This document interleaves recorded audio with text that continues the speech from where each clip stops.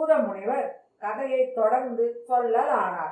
பரீட்சித்து மன்னன் மாண்டு மறைந்ததையும் அவனது மகனான ஜனமேஜயன் சிறு குழந்தையாக இருப்பதையும் கண்டு மதிய அமைச்சர்கள் அனைவரும் பெரிதும் துக்கப்பட்டார்கள்.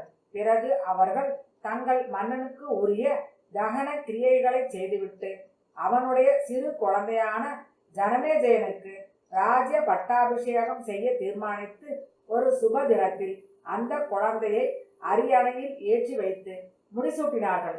ஜனமேஜயன் செவிலி தாய்மார்களால் நன்கு வளர்க்கப்பட்டு சகல ராஜ லட்சணங்களும் நிறைய பெற்று 11 வயதானதும் வேத சாஸ்திரங்கள் கலை ஞானங்களையெல்லாம் கற்று தேர்ந்தார். வில்வித்தை, வாழ்வித்தை, யானையேற்றம், குதிரையேற்றம் எல்லாவற்றிலும் ஜனமேஜயன் சிறந்து விளங்கினான். அறநெறி தவறாமல் அரசாண்டும் வந்தான். அப்பொழுது காசி தேசத்து அரசனாகிய